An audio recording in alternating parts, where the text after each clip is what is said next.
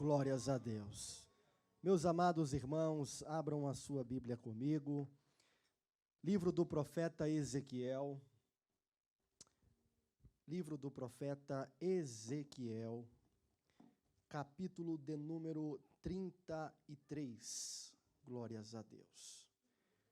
Livro do profeta Ezequiel, capítulo 33. Louvado seja o nome do Senhor. Quem achou, vou esperar porque estou vendo algumas pessoas procurando. Livro do profeta Ezequiel, capítulo de número 33. Eu quero ler com os irmãos a partir do versículo de número 1, diz assim, vou ler na Nova Versão Internacional, que diz assim: Esta palavra do Senhor veio a mim, filho do homem, fale com os seus compatriotas e diga-lhes: quando eu trouxer a espada contra uma terra, e o povo da terra escolher um homem para ser sentinela ou atalaia, e ele vir a espada vindo contra a terra e tocar a trombeta para advertir o povo. Então, se alguém ouvir a trombeta, mas não der atenção à advertência, e a espada vier e tirar a sua vida, ele será culpado de sua própria morte. Uma vez que ele ouviu o som da trombeta, mas não deu a advertência, ele será culpado de sua própria morte. Se ele desse atenção à advertência, se livraria. Mas, se a sentinela, ou atalaia, vir chegar a espada e não tocar a trombeta para advertir o povo, e a espada vier e tirar a vida de um deles, aquele homem morrerá por causa da sua iniquidade. Mas considerarei a sentinela, ou atalaia, responsável pela morte daquele homem. Filho do homem, eu o fiz uma sentinela para a nação de Israel. Por isso, ouça a minha palavra e advirta-os em meu nome. Versículo 7, mais uma vez. Filho do homem, eu te fiz uma sentinela, ou eu te fiz uma atalaia para a nação de Israel.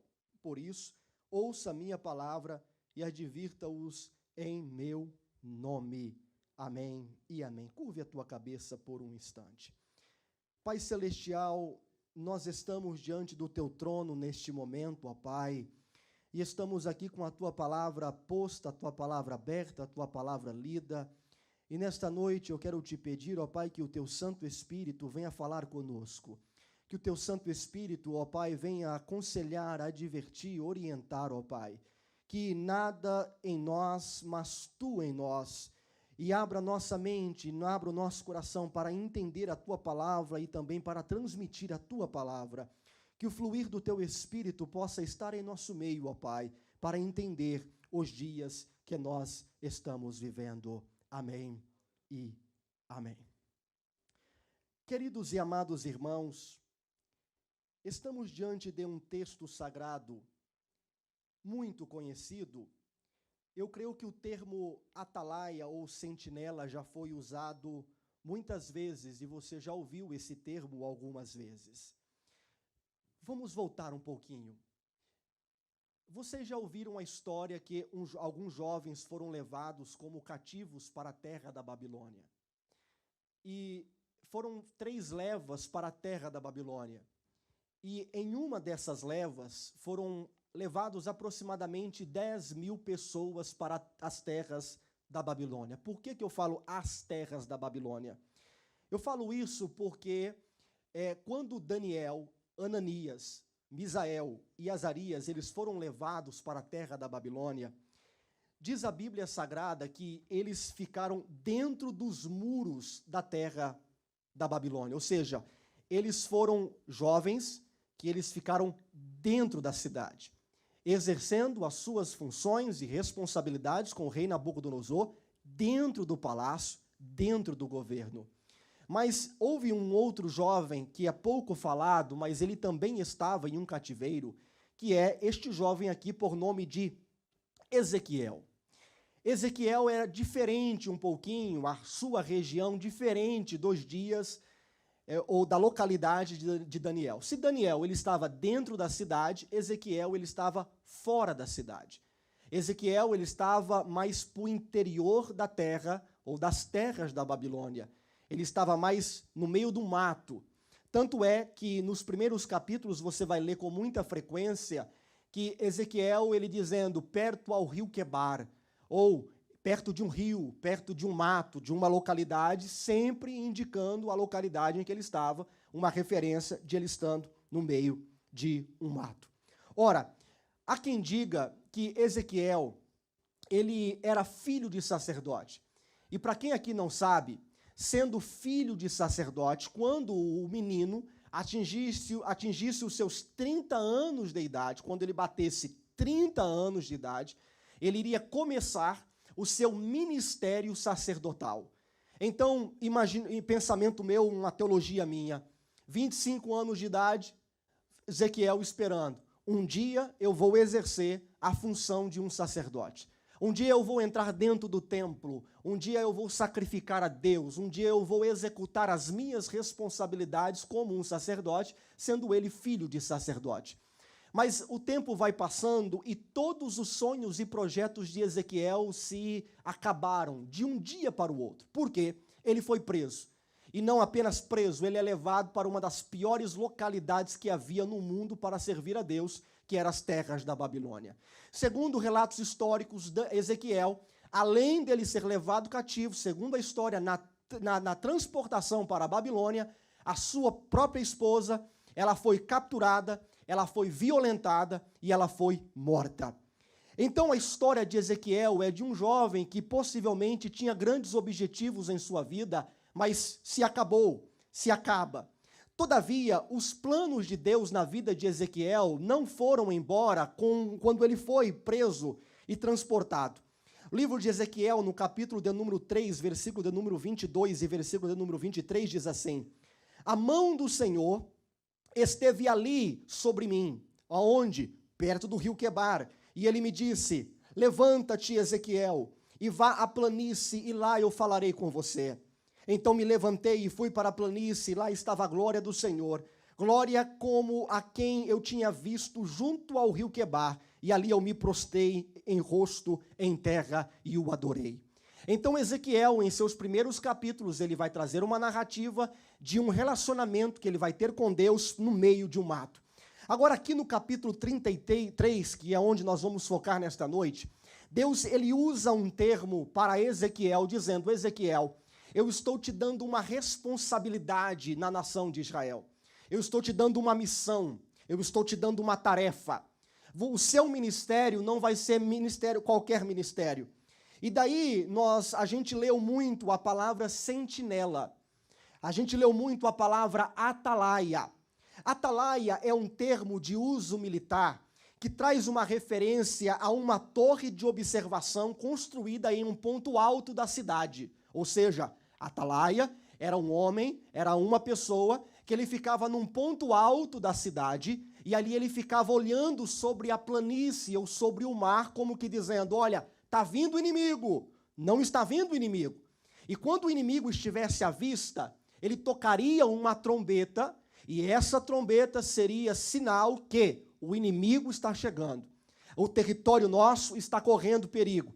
E todo o exército de sua terra ficariam alertas em alertas, sabendo que o sentinela, o atalaia, tocou a sua trombeta e agora a terra está correndo perigo. Estar de atalaia é uma expressão que significa você tem que estar em vigilância. Estar de atalaia significa que você está à espreita, vigilante, no sentido de alguma coisa pode acontecer.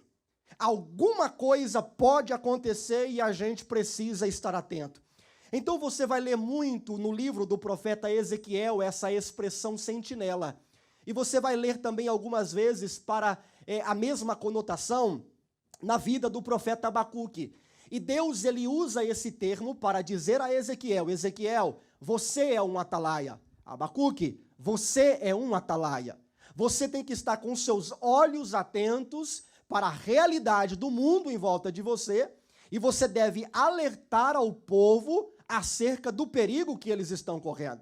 No capítulo 33, ainda Deus dá ele enfatiza com muita veemência, dizendo assim, olha, se você, Ezequiel, tocar a trombeta, e você avisar ao povo, dizendo, olha, está vindo o perigo, e a pessoa fazer assim, ó, tô nem aí com o perigo. Ezequiel, você lavou suas mãos, você não vai sofrer nenhuma consequência, pois essa pessoa, ela foi avisada do perigo, e essa pessoa, ela está caminhando para a ruína com as suas próprias pernas.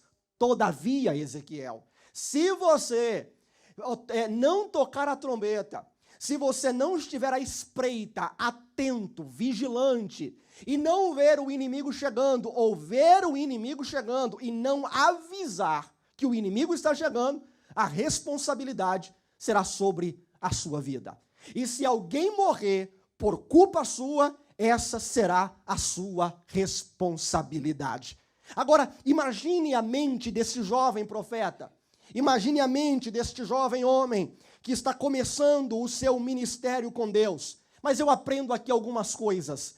Não importa o que passou na sua vida, não importa o passado, Deus está sempre disposto a levantar sentinelas, atalaias, homens e mulheres, que possa ser a voz de Deus, os olhos de Deus, os ouvidos de Deus aqui na terra, para relatar ao povo, à igreja, à cidade, às nações, o perigo que eles estão correndo.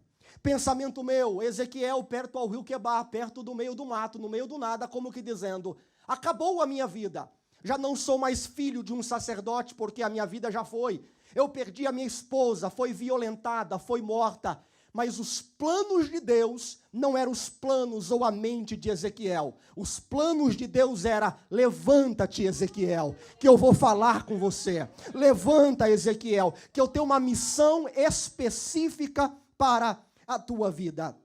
Ora, então Ezequiel ele vai expressar alguns alertas para a nação de Israel. Ele vai expressar alguns alertas que servirão não somente para a nação, mas serve também para os nossos dias.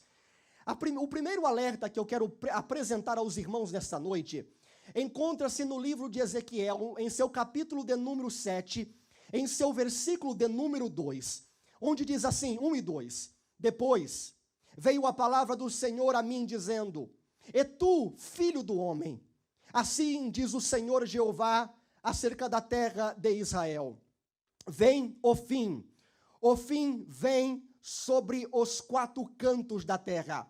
Repito, Ezequiel, vem o fim, e o fim vem sobre os 4 cantos da terra.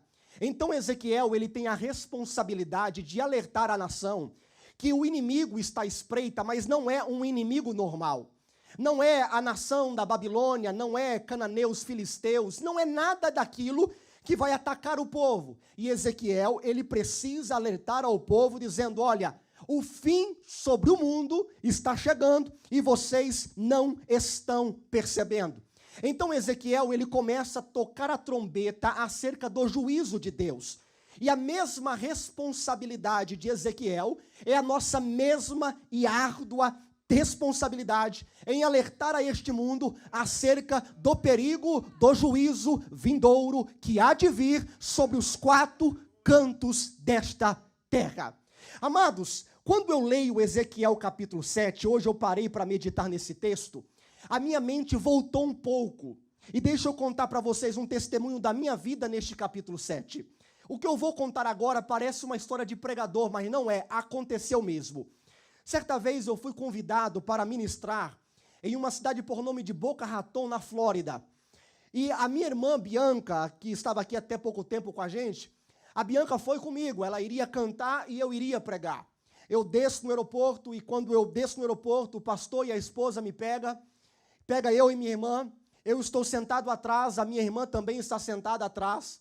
E aí o pastor olha assim para mim, vira o rosto para mim e falou assim, eu percebo que você é jovem. Isso já tem algum tempo, sou jovem hoje, imagina naquele tempo. Aí eles olham para mim e falam assim, eu percebo que você é jovem. E por você ser jovem, eu tenho certeza que você tem a mente aberta. E como tendo um jovem e mente aberta e um congresso de jovens, por favor, não pregue nem sobre o arrebatamento e nem sobre o inferno. Ele me disse com essas palavras. Eu fiquei quieto. A Bianca já olhou para mim assim, de rabo de olhos, já me conhecendo. Eu olhei para ela e falei, o negócio vai ser preto aqui esse final de semana. E aí, ainda tinha até algumas pessoas que eram desta igreja lá na cidade, a família, o filho o irmão da Ana Lídia, Felipe Rena e algumas outras pessoas.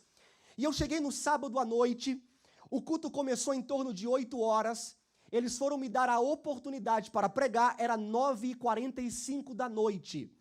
E aí o pastor olhou para mim e falou assim, olha, você tem aí 15 a 20 minutos. Eu disse, tudo bem, então vou enrolar. Dentro da minha cabeça eu vou enrolar, tenho 15 minutos.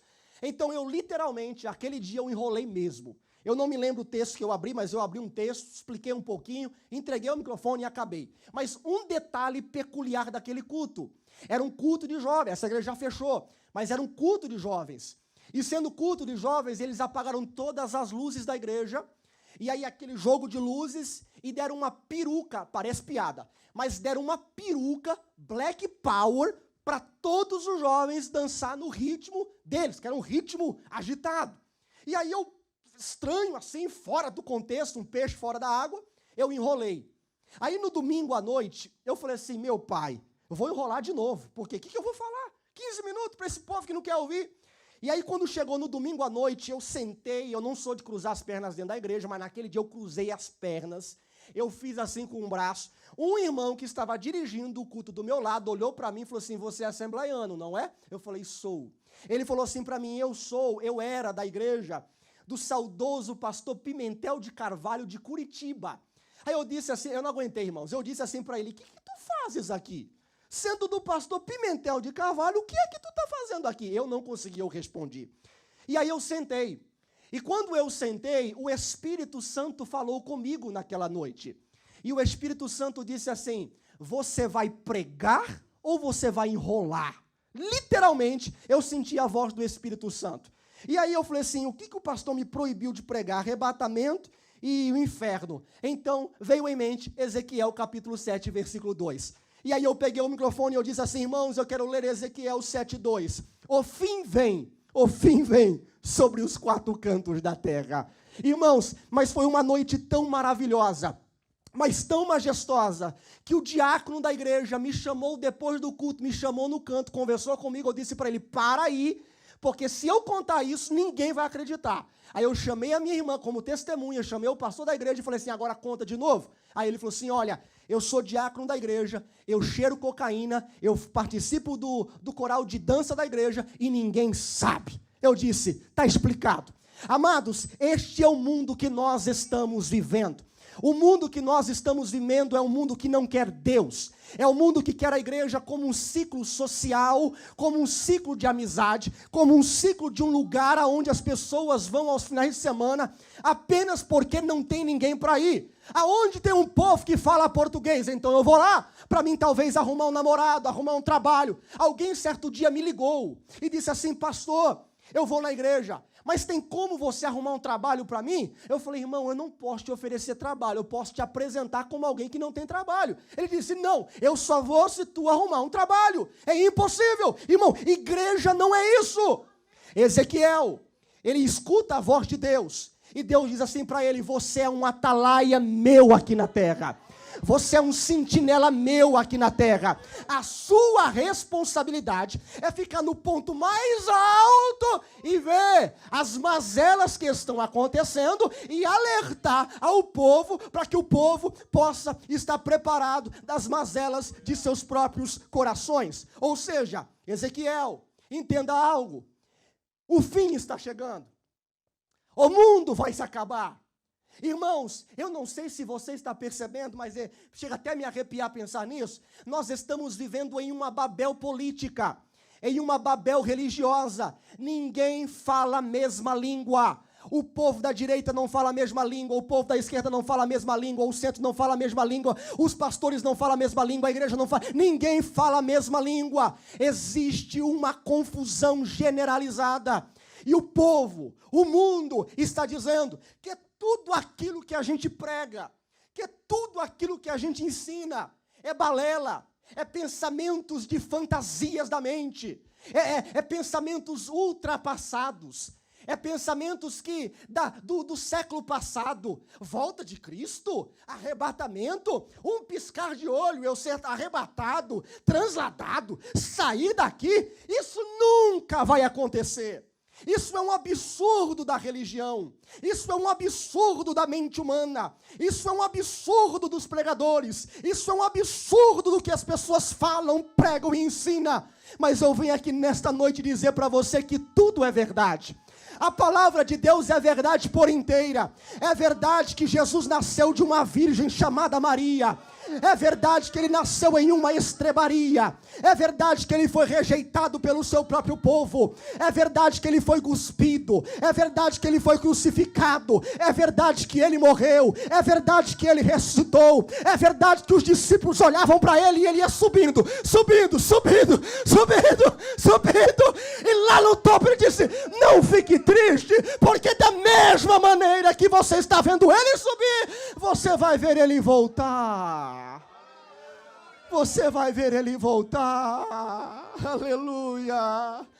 Então não importa o que dizem para você, o importante é que você é um atalaia dizendo: Jesus um dia vai voltar.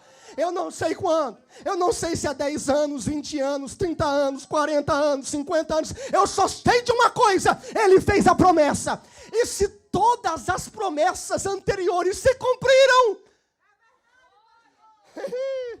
essa também vai se cumprir. Essa também vai se cumprir. E o que eu tenho que fazer? Você tem que tocar a trombeta. Você tem que dizer: olha, Jesus um dia vai voltar. Aceita Jesus ou tu vai para o inferno. Aceita Jesus ou você vai perder a tua salvação. Se converta. Para de erro. Para de pecado. Seja um atalaia de Deus para este tempo. Seja um atalaia de Deus para este tempo. Mas se você ler Ezequiel, e depois eu te peço para você ler com calma e com atenção, no capítulo 8, ele vai falar sobre um outro problema que estava acontecendo. Ele vai falar para Israel: Israel, vocês não estão percebendo, mas o fim vem sobre os 4 cantos da terra.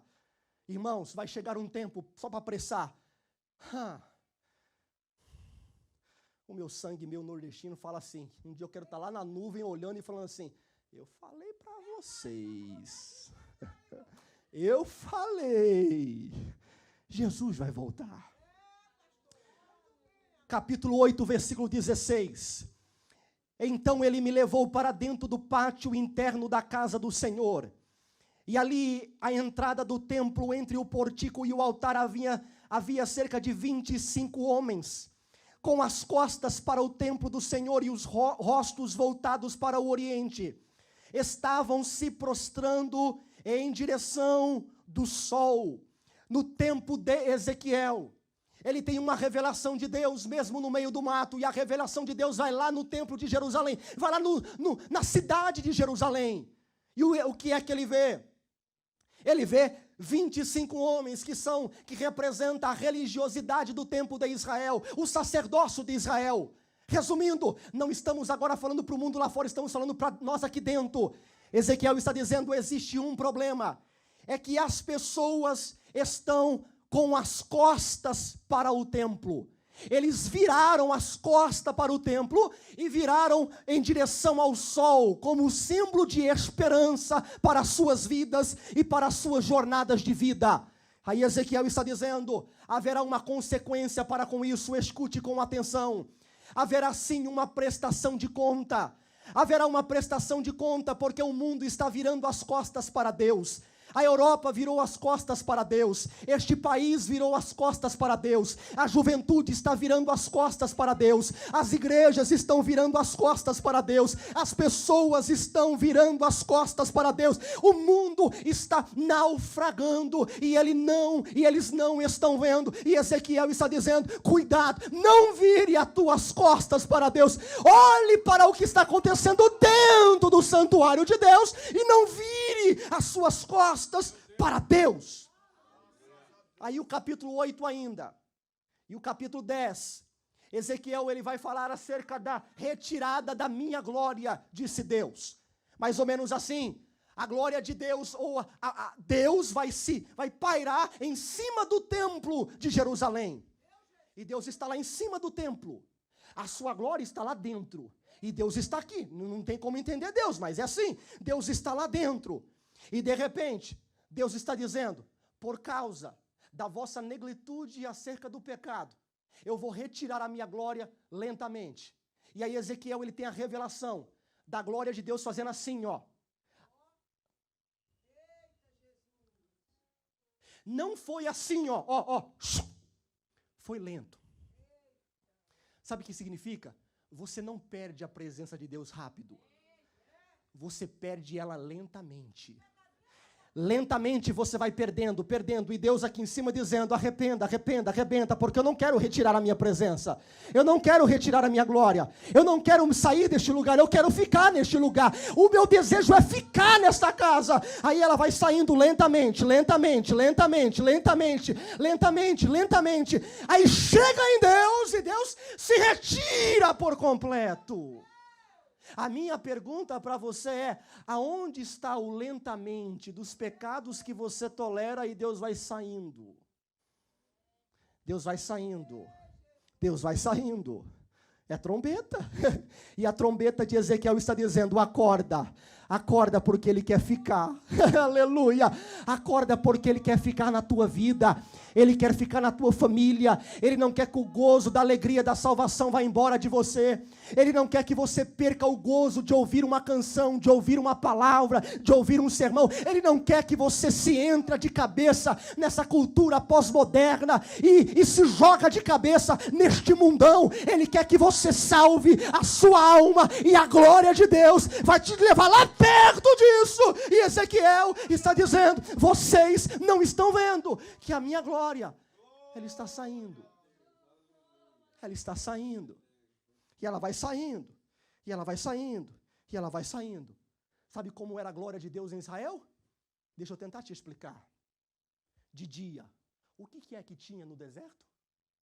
Alguém sabe? De dia, o que tinha? Uma coluna de fogo.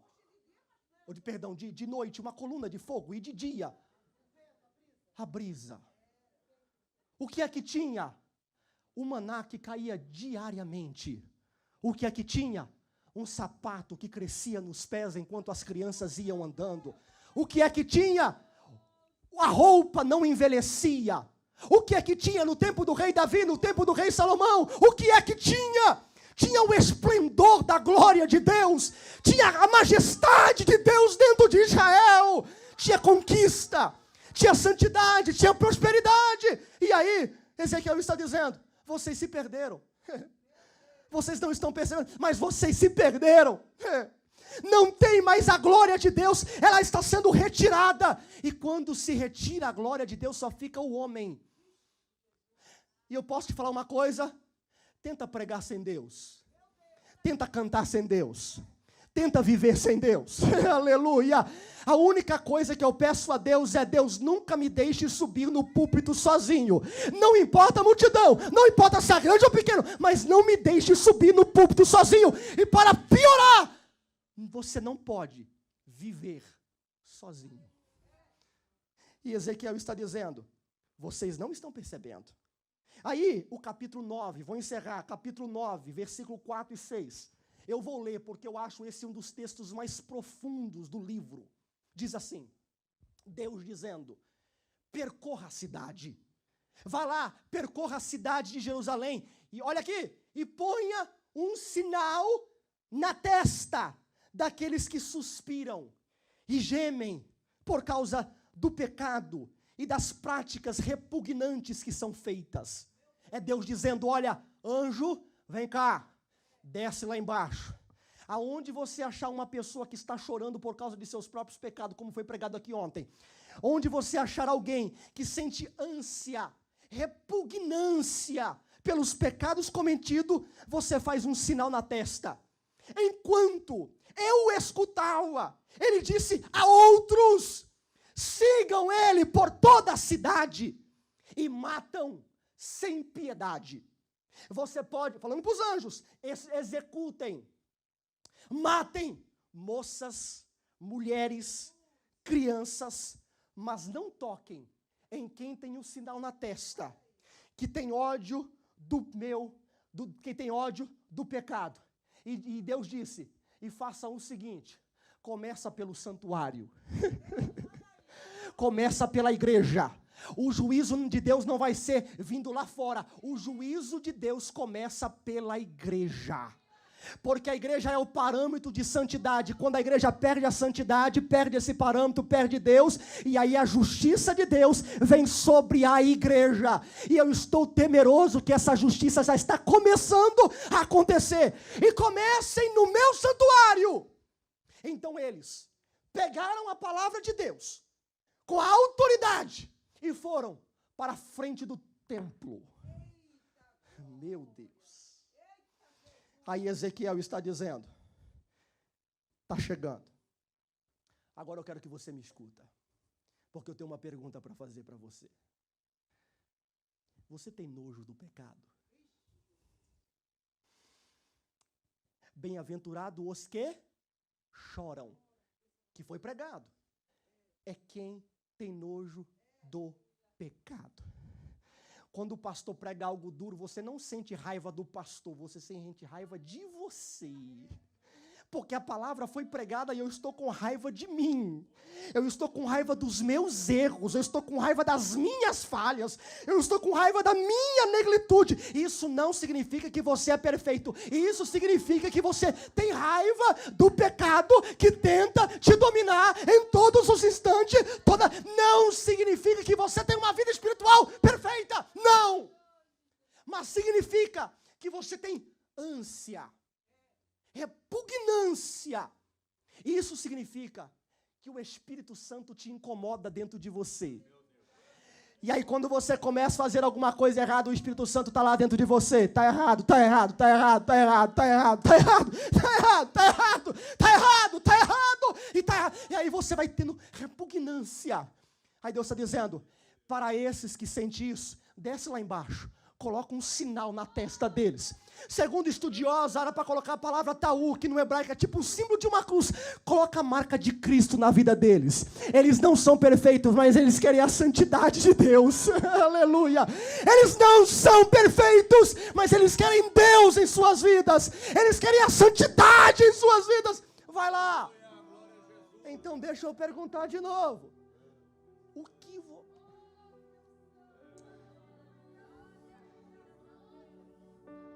Irmãos, eu já falei que ia parar de falar isso, mas tem um pastor, David Wilkerson, que eu queria que vocês soubessem, quem souber ouvir em inglês, escute os seus sermões. Você pode juntar todos os meus sermões duros e o pastor Nivaldo junto, que não chega perto. E nos anos 80 e 90, ele batia tão forte com o tema, e essa semana eu estava parado e pensando, e eu falei assim, eu queria saber o que David Wilkerson iria dizer se ele estivesse nos dias de hoje.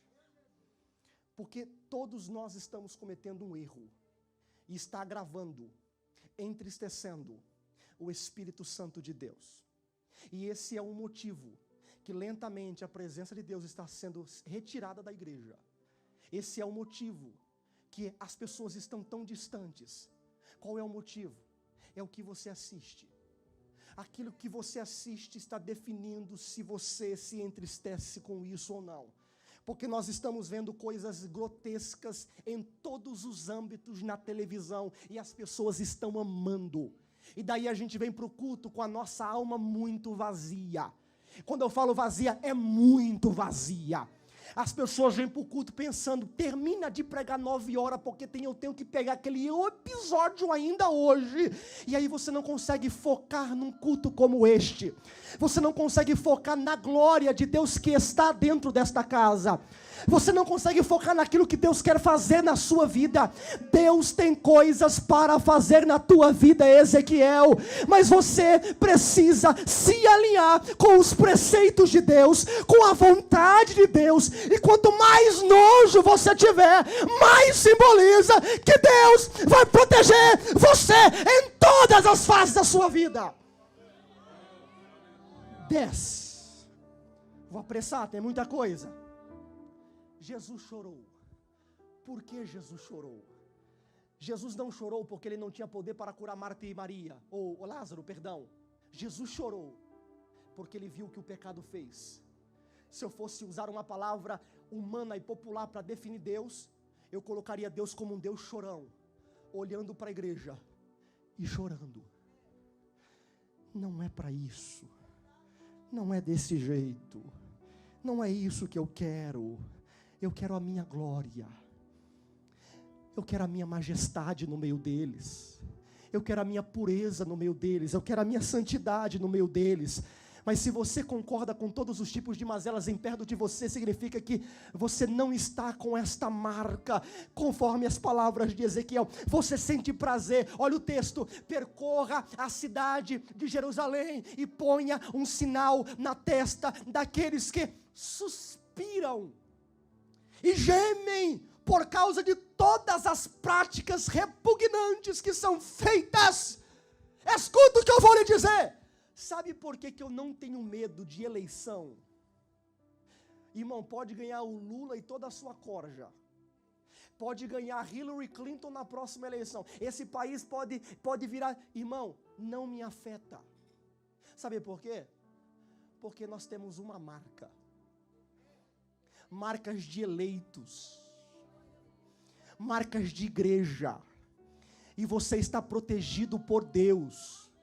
Não se desespere, confia em Deus, espera em Deus, ame a Deus, odeia o pecado, porque o mundo vai vir, e quando Deus chegar neste mundo, Ele vai olhar e vai dizer aqui, ó, meu, não meu, esse não.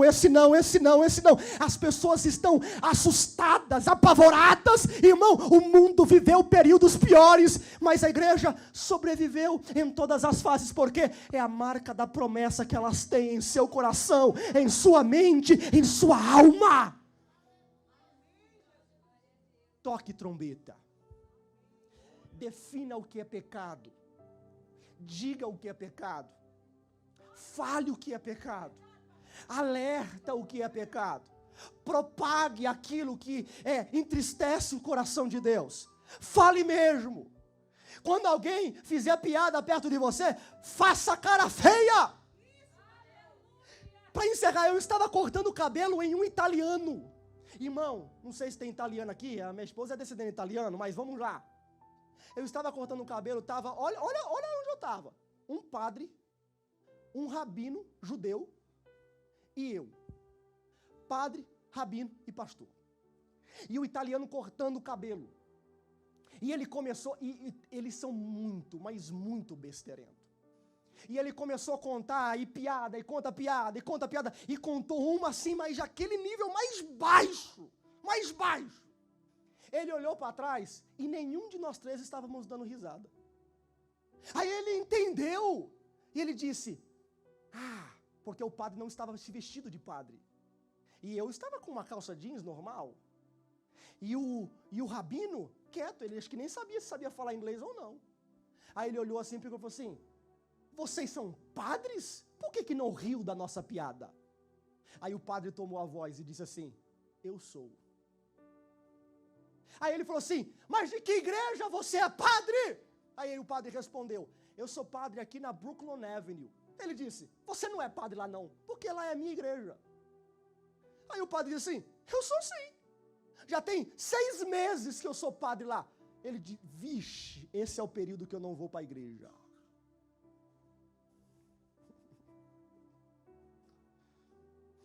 Não estou aqui para fazer elogios, mas eles ficaram sérios. E nós evangélicos, a gente entra na resenha e dá risada. E Deus está dizendo, nananina, não, toca a trombeta, porque o fim está chegando, irmãos.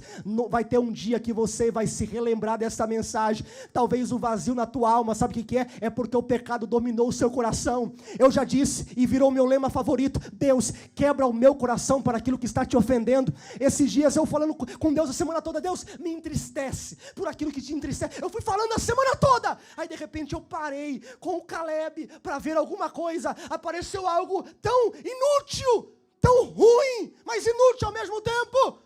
O meu coração bateu uma tristeza. Eu falei assim, não é possível que eu estou perdendo tempo com isso. Deus te chamou. Toca a trombeta.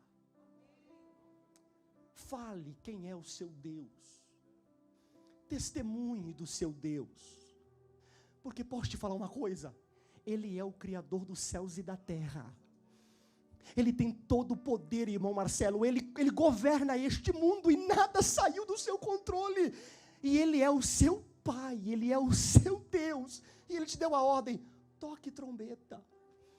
Porque se a igreja não tocar trombeta, o juízo virá sobre ela. Ela que vai sofrer, ela que vai pagar o preço. Agora, se eles ouvirem e não quiserem obedecer, o problema são deles. Fizemos a nossa parte, cumprimos as nossas responsabilidades. Eu estou falando com Deus essa semana, e não essa semana, mas esses últimos meses eu disse, Deus, eu quero pregar, eu só quero pregar. E agora eu invadi a internet, irmão, eu virei blogueiro, TikTok, eu virei tudo.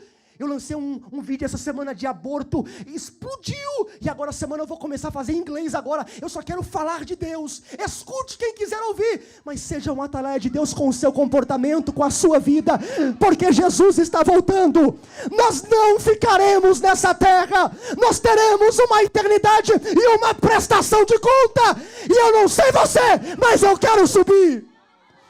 Eu quero subir. Eu quero chegar diante do trono e dizer, Deus, eis-me aqui, obrigado, Pai. E Ele olhar para mim e dizer, obrigado por ter tocado trombeta.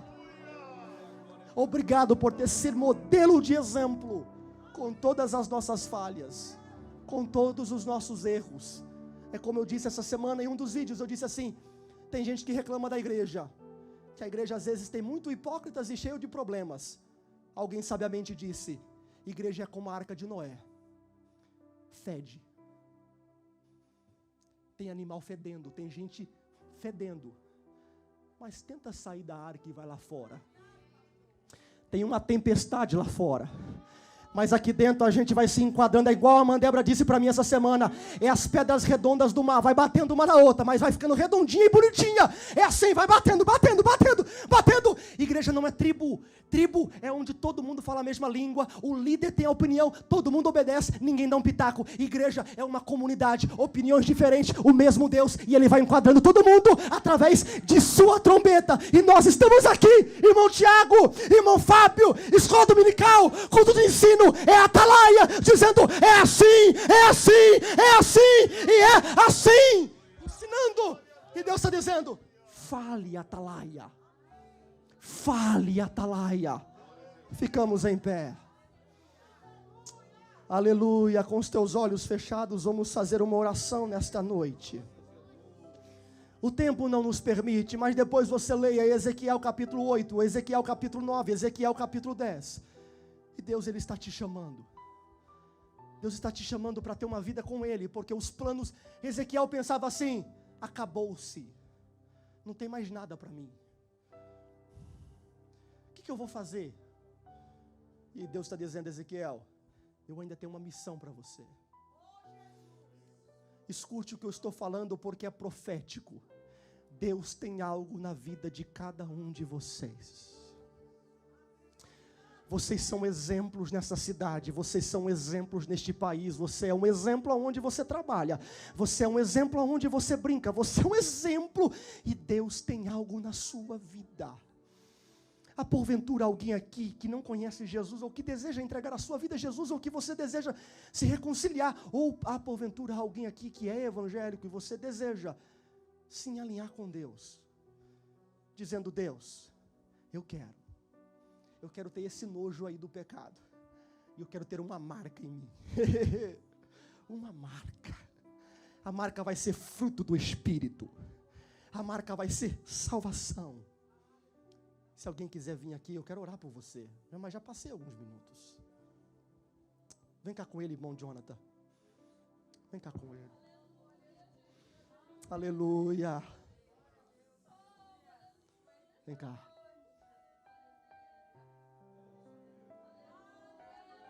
Pode vir, irmão Jonathan. Senhor Deus e Pai, levante as tuas mãos, igreja. Senhor Deus e Pai, esse jovem saiu voluntariamente da onde ele estava e correu aqui na frente. porque é sinal que ele reconhece os seus erros, as suas falhas, e ele quer viver contigo, e ele quer te amar, e ele quer ter um novo coração, e ele quer ser diferente. E nesta noite eu quero te pedir, Espírito Santo, comece o trabalho nesta vida, comece a guiar este jovem, comece a guiar a sua mente, os seus pensamentos, o seu coração. Escreva este nome no teu livro, tudo aquilo que vem impedir a sua trajetória, que o Senhor venha repreender, que o Senhor venha colocar pessoas em seu caminho para ajudar, que Ele venha ser um atalaia neste tempo, um símbolo de mudança, um símbolo de poder, um símbolo de graça, um símbolo de misericórdia. Ajude-o, ó Deus, em nome de Jesus Cristo.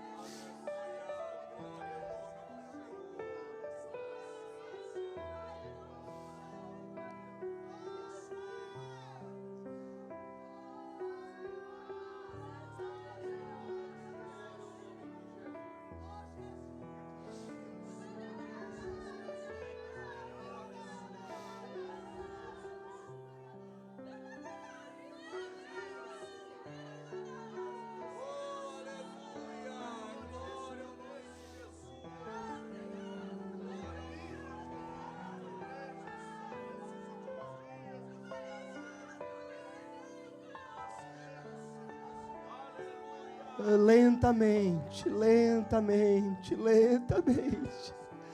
E Deus dizia: vocês não estão vendo que a minha presença está saindo.